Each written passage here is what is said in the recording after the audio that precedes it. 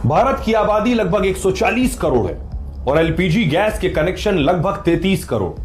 तो मोटा मोटा अगर आप देखिए तो परिवार में 4 लोग तो 130 करोड़ से ज्यादा लोग गैस सिलेंडर पर निर्भर हैं भारत में। मतलब 33 करोड़ घरों में एलपीजी गैस इस्तेमाल होती है और देश में हर रोज 55 लाख सिलेंडर भरे जाते हैं। अब जरा सोचिए, अगर किसी भी अफवाह या संकट से थोड़ा भी फर्क पड़ता है तो उसका असर लाखों घरों पर, करोड़ों लोगों तक पड़ता है। लोगों में दहशत पैदा होती है। इसलिए गैस संकट को लेकर पूरे देश में चर्चा हो रही है। लेकिन क्या आप जानते हैं ये गैस आखिर आती कहां से? ये गैस बनती कहां है? कैसे इसे सिलेंडर में भरा जाता है और उसके बाद कैसे ये आप तक पहुंचती है? तो आपको बताऊं, भारत को करीब 50 से 60% गैस विदेशों से खरीदनी पड़ती है। यानी खपत की 50 से 60% गैस दूसरे देशों और दूसरे मुल्कों से आती है। लेकिन 40 से 50% गैस का भंडार खुद भारत के पास है। यानी 40 से 50% गैस का इंतजाम भारत अपने देश से ही कर लेता है। यह तो हो गया गैस का इंतजाम देश में कैसे होता है। अब सवाल यह है कि यह बनती कैसे है? तो एलपीजी गैस 2 तरीके से बनती है।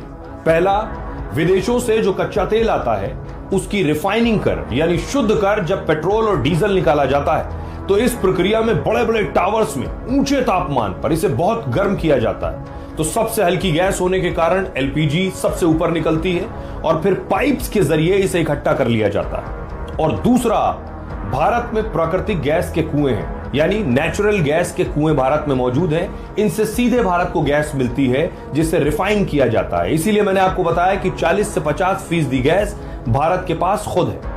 इसके बाद शुरू होता है बॉटलिंग प्लांट में इसे आम लोगों तक पहुंचाने का काम। अब ये तो गैस है, इसे सिलेंडर में कैसे भरा जाए? तो एलपीजी मुख्य रूप से रोपेन और ब्यूटेन का मिश्रण होता है। मिक्सचर है रोपेन और ब्यूटेन का। इसे भारी दबाव में ठंडा कर लिक्विड में बदल दिया जाता है। यानी गैस से इसे तरल बना दिया जाता है। और अब एक बार लिक्विड हो गया तो फिर उस लिक्विड को सिलेंडर में भर दिया जाता है। बाद में Indian oil, Bharat petroleum, Hindustan petroleum जैसे प्लांट से ये एजेंसियों तक पहुंचते हैं और फिर एजेंसियों के जरिए आम ग्राहकों तक, मतलब आप तक पहुंचते हैं। भारत के ज्यादातर घरों में खाना बनाने के लिए इसी एलपीजी का इस्तेमाल होता है। अब सिलेंडर में तो गैस लिक्विड फॉर्म में होती है, लेकिन जैसे ही वॉल्व के जरिए बाहर निकलती है तो इसका दबाव कम होता है और फिर यह गैस के फॉर्म में आ जाती है। आपको बताऊं, भारत में काफी गैस कतर से आती है, लेकिन आती वो ईरान के समुद्री रास्ते से ही। ईरान जंग और हॉर्मुज स्ट्रेट रूट का बंद होने से इसकी सप्लाई थम गई है।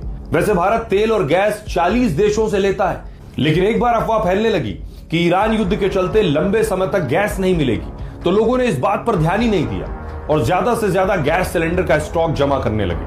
अब किसी परिवार को महीने में 1 सिलेंडर की जरूरत है, लेकिन अगर वो 2 से 3 जमा करने लगे और ऊपर से पहले की तुलना में थोड़ी भी सप्लाई कम हो तो उसका असर देश के बाकी परिवारों और जनता पर पड़ेगा। और हो भी कुछ ऐसा ही रहा है। फिर अफवाह फैली कि सिलेंडर महंगा होने लगा तो हर कोई बुकिंग कराने या सिलेंडर लेने एजेंसी पहुंचने लगा।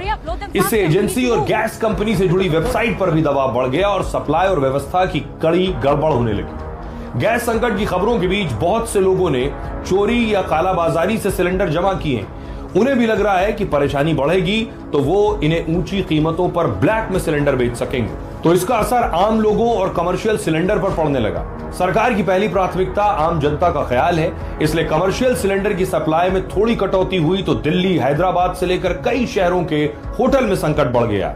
वैसे भारत के 33 करोड़ घरों में एलपीजी कनेक्शन है, लेकिन एक सच ये भी है कि अगर एलपीजी का कुछ संकट आता है तो समझदारी के साथ इसका सामना किया जा सकता है। देश में बहुत से परिवार इंडक्शन और सोलर पैनल का इस्तेमाल करते हैं। अगर जरूरत पड़ी तो गांव में भी लकड़ी और उपले जैसे साधन हैं, लेकिन जरूरत पड़ने पर इनका समझदारी से इस्तेमाल कर एलपीजी का जो दबाव है वो कम किया जा सकता है।